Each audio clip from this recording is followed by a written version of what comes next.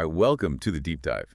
So today we're going to really get into something interesting, a potential, well, maybe even seismic shift for the Los Angeles Lakers. Yeah, we're talking about a possible trade, one that would bring back a familiar face for Luka Doncic, someone from his Dallas days. Exactly. And our mission really is to just unpack this. We're going to look at the proposal, try to figure out the thinking behind it for both the Lakers and the Mavericks, and, what the ripple effects might actually be. And this whole thing, it kind of sparked from a suggestion on ESPN's Brian Windhorst and the Hoop Collective podcast. Tim McMahon brought it up, and Yardbarker reported on it. The player at the center of it all, Yeah. Daniel Gafford, Mm-hmm. potentially moving from Dallas to L.A., Mm-hmm.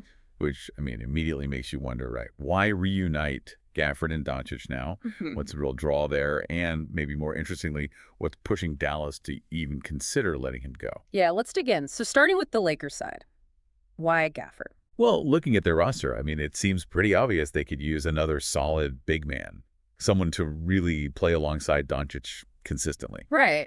And Gafford brings a specific skill set that fits that need. And maybe the biggest point, which the reporting really stresses, is that he already knows how to play with Doncic. Yes. They have that built-in chemistry from Dallas. Yeah, that's huge. You can't just, create that instantly. The fact they've already got that understanding, Luka knows where he's going to be, that's a big advantage. It really is.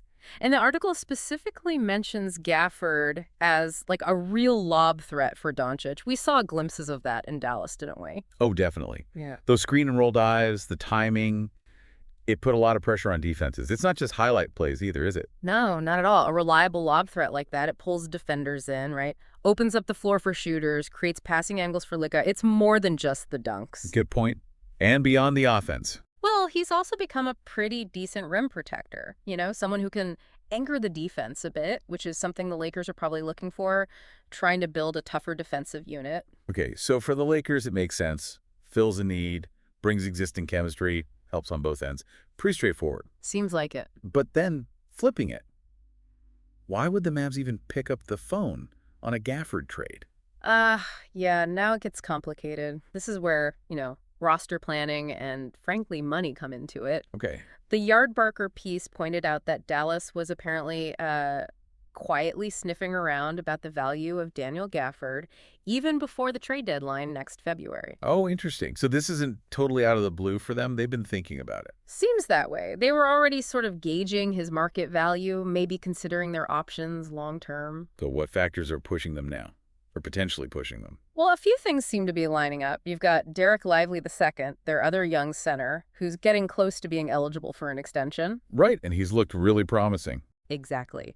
Then Gafford himself is going into the last year of his deal. And crucially, everyone expects him to look for starter money, a significant raise. Okay, yeah, I can see the crunch coming.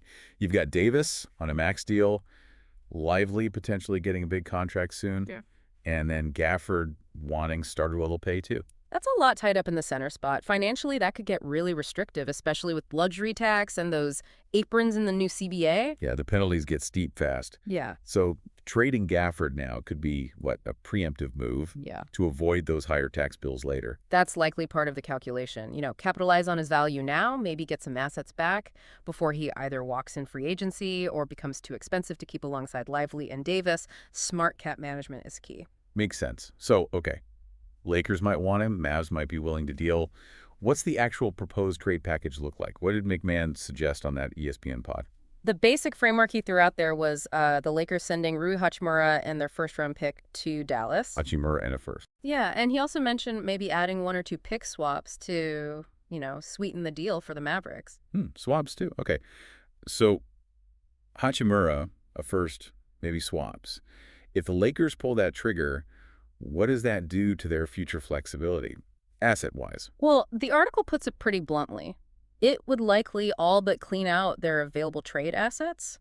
That first-round pick is valuable currency, right? And Hachimura is a solid rotation player they'd be losing. Wow. So that's a major bet on Gafford being the guy, the missing piece they need. Pretty much. All their eggs in that basket, trade-wise, for the near future at least. The article also kind of briefly floats the idea of Austin Reeves being included. That seems Unlikely, though. Very unlikely, I'd say. I mean, Rob Pelinka, the Lakers GM, specifically called Reeves a franchise pillar right alongside Doncic and LeBron James at his end-of-season presser. Franchise pillar, yeah, that's usually code for untouchable, isn't it? Almost always. So, Yeah. yeah, it feels safe to assume Reeves isn't going anywhere in this kind of deal. Okay, so Reeves probably stays put. But then there's the Luka Doncic situation. His extension eligibility coming up next summer. How does that play into all this speculation? Well, that could be the real driver behind the Lakers' potential urgency here. How so? The article kind of hints that the Lakers might be willing to make a drastic move or two if they think it's what's needed to lock Doncic in long term. Ah, okay. So getting a guy like Gafford, someone Luka already likes playing with, that could be seen as a move to keep the superstar happy. Show him they're committed to building a winner around him. Exactly. That's often a huge part of these decisions. If they believe this move significantly boosts their chances of keeping Doncic in LA beyond his current deal, they might be much more willing to pay that high asset price we just talked about. It's always that balance, isn't it? Winning now versus securing the future with your main guy. Always a tightrope walk. And it's worth remembering, as the article points out, the Lakers and Mavs just made that massive Anthony Davis for Luka Doncic trade back in February. Right, that's crucial context. It shows these two front offices can and will make huge deals together.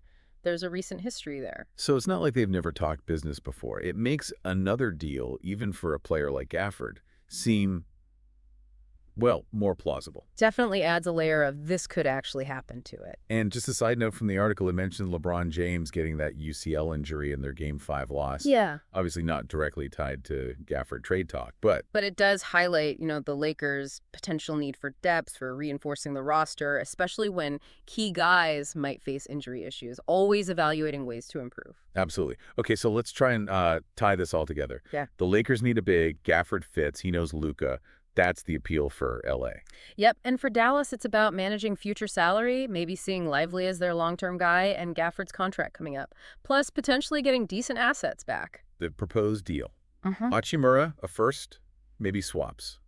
A big price for the Lakers, A asset-wise. very big price. It would leave their cupboard pretty bare for other moves. And looming over all of it is Luka's extension eligibility next summer, potentially pushing the Lakers to make a significant move now to solidify that relationship. That feels like the central tension, doesn't it? Balancing those limited assets against the pressure, perceived or real, to keep Doncic happy and committed. Exactly. So the final thought we want to leave you with as you're listening and thinking through all this, what do you see as the biggest hurdle here? Is it the price tag in terms of Lakers assets? Is it whether Dallas actually values Gafford too much to trade him right now? Or is it really all about that pressure surrounding Luka's future? Yeah, what's the biggest sticking point? Or maybe what's the most likely outcome in your view? And what does all this tell us about just how urgent things feel for the Lakers as they try to build this roster moving forward? Let us know what you think. Thanks for joining us for this deep dive.